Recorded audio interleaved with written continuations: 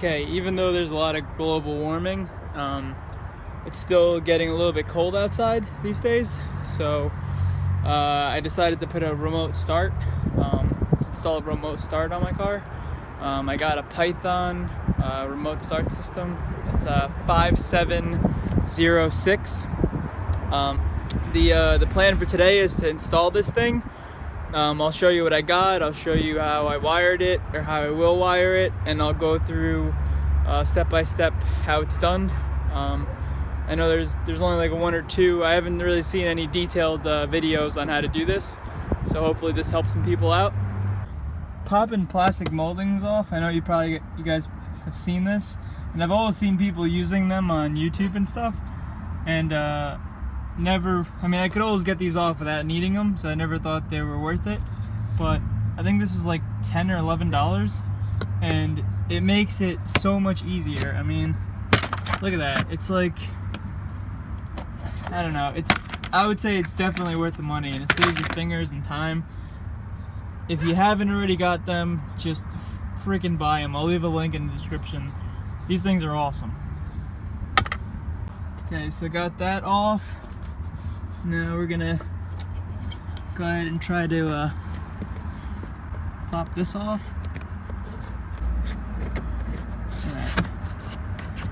I haven't lost a single nail yet. It's crazy. Get that out of the way, then you're gonna go in here, take that screw out right there. Okay, once you got that screw out, up here there's this black thing, just pull straight back on it. It should pop right out. And there's some clips there, right there, that's holding it on. You don't really need to take this off, so just let it sit there. But undoing that will free up here, because this needs to come off like that, and that's it. It's really really simple. So you pull that back like that, then there's clips here, so you can tell this is for the rear air vents. This is left, this is right, so you just undo those clips. The wiring will sort of hold its shape, so you'll know how it goes back together, sort of. This extra clip, I'm not really sure what this goes to. If anybody knows, leave a comment, but I don't know. It wasn't plugged into anything, so maybe it's like an accessory that I don't have, an option that I don't have. But anyway, so you're just gonna undo all these plugs. That's out now. There's one last clip back here. Oh no, that's out too. The only thing holding it in on this side is this, which I'll show you through the keyhole, which is the temp sensor. Okay, so to get the temperature sensor out, there's this clip. And what you're gonna want to do is, while it's clipped in, you're gonna want to push down with a screwdriver or something right here, and that'll basically release that latch part. You could try to do it from back here, but it's hard to get your hand in there because this is covering it. So you want to push right into here, into that spot. You want to push down, and that'll release it, and you can pop it out. Okay, so we got that out of the way. Now there's bolts here,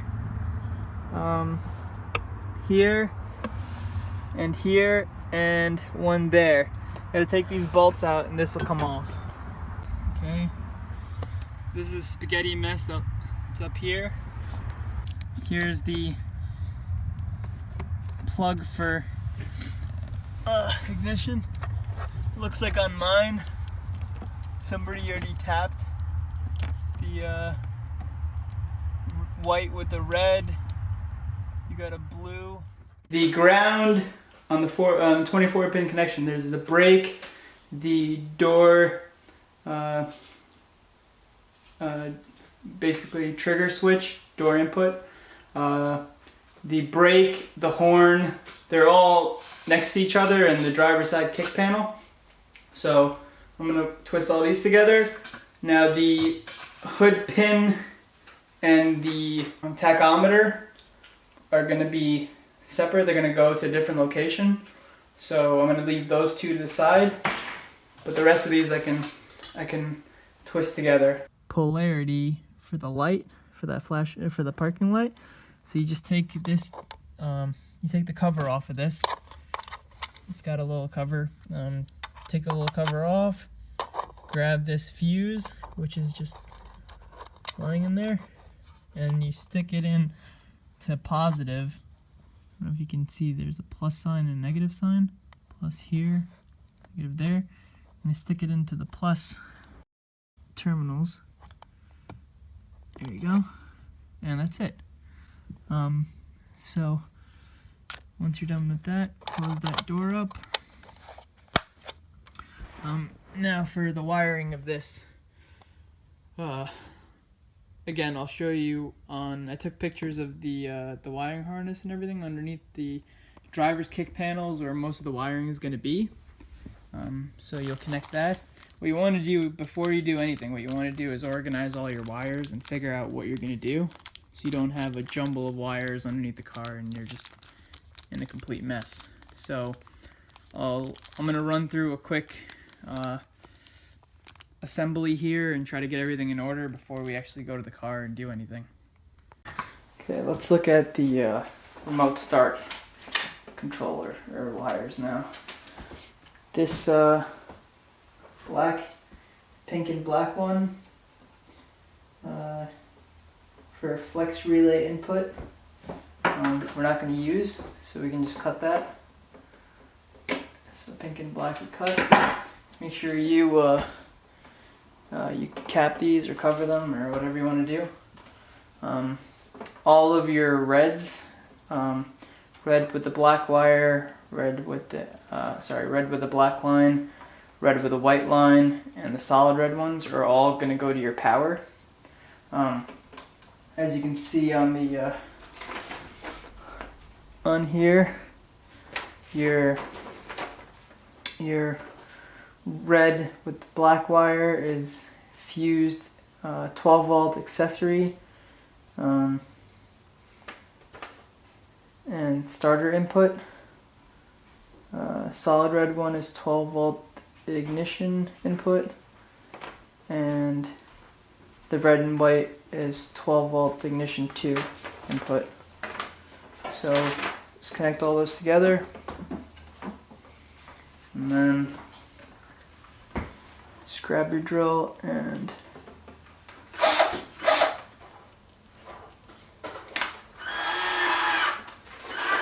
lock it in.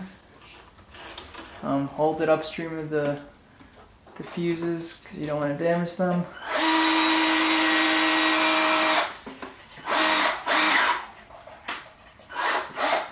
And you don't need to go too tight, just tight enough. So now you have all your lines going to the battery done, nice and neatly done. Now your ignition 1 and your ignition 2 wires, you're going to hook together. And just grab it by the base so you don't damage the connector.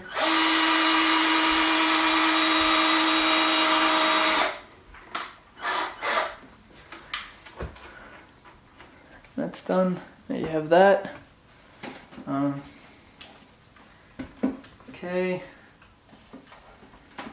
Your orange is your accessory wire. I'm going to connect that when you finish. So last thing is this is going to go to your key. So you have your starter input, which is the key side of the starter kill, and then your starter output. So the green is you're gonna basically cut your starter wire in half. You're gonna connect this to the key side of the starter wire. And you can connect this to the starter side, and there's going to be obviously it's going to be a broken connection in the middle. Okay, so since that's going to be on the same wire, you can go ahead and wind these together as well.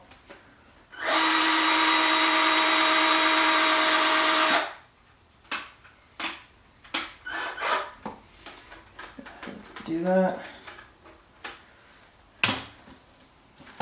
Alright, so now you got all these wires nicely done.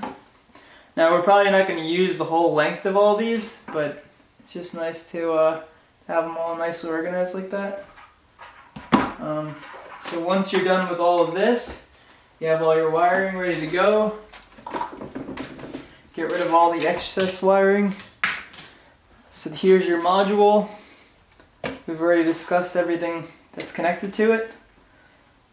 So the next step is for the bypass module.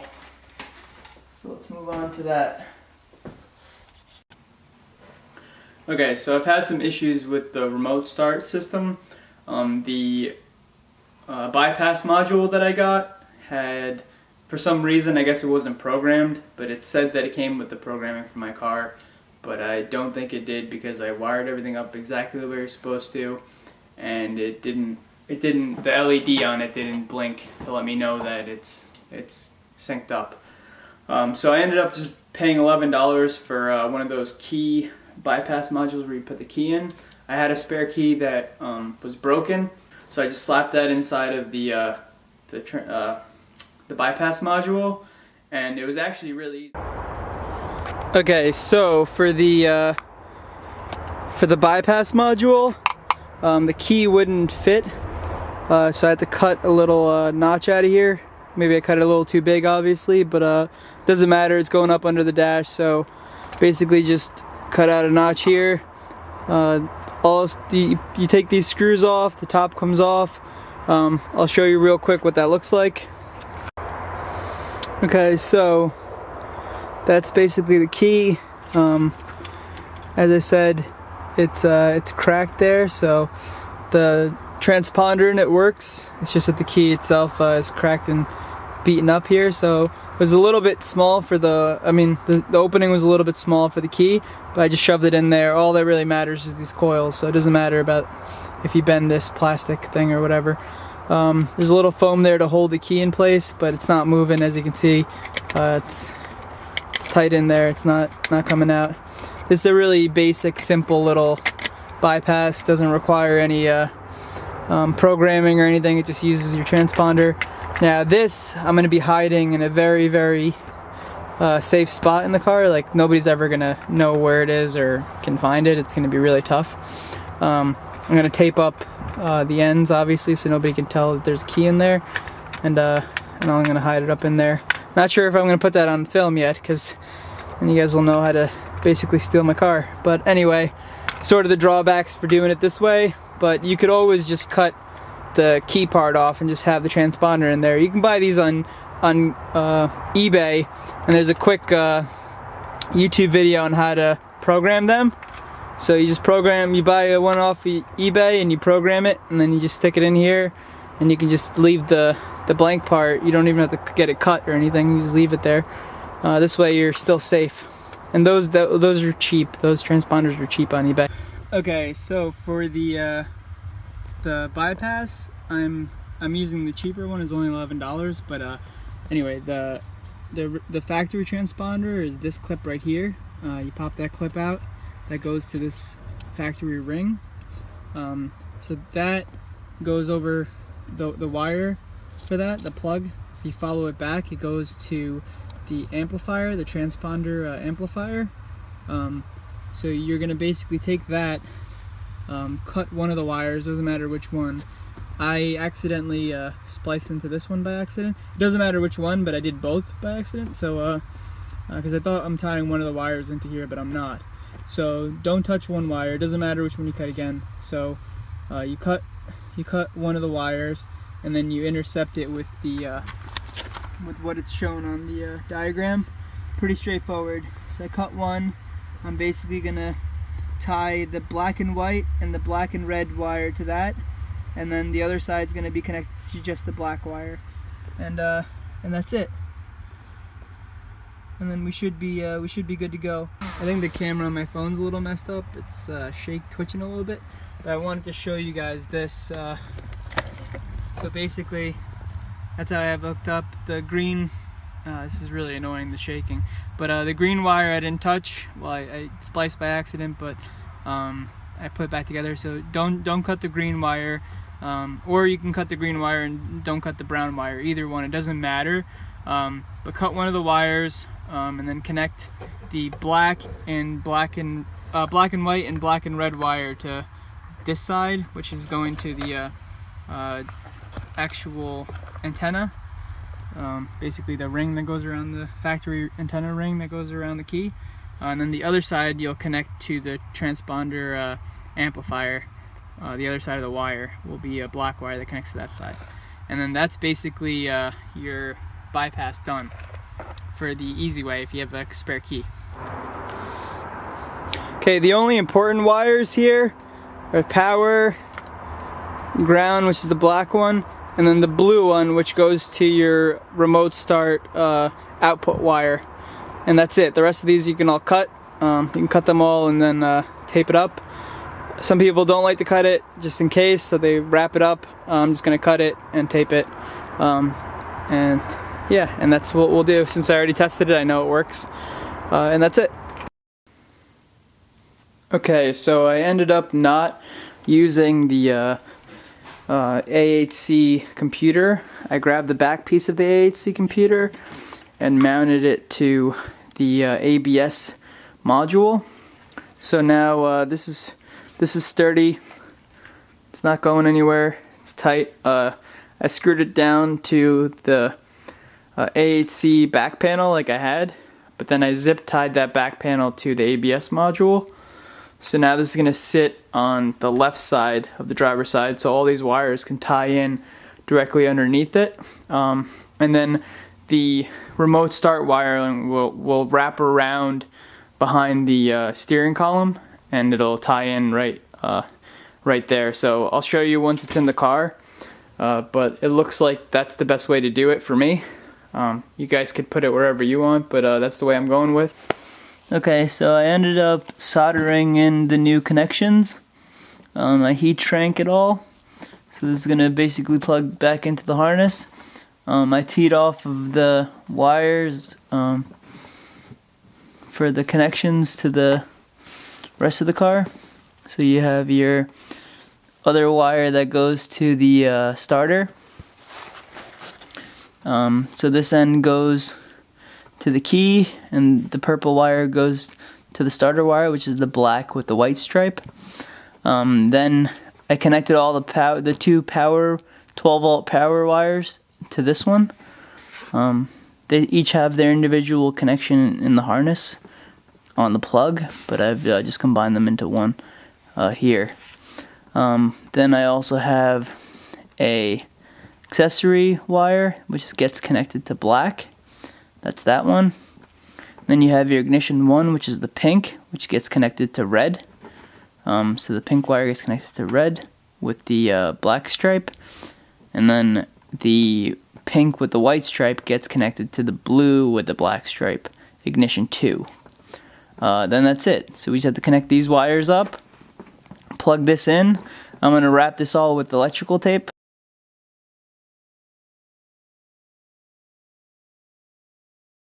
The rest of the way, so it's all nice and neat. And then we'll put this back in the car, and then we'll start actually wiring things. I think there's only a few more things that we need to do, a few more wires we need to connect up. Then we can start cleaning up, and then we could test it out. Actually, we'll test it out, make sure everything's working,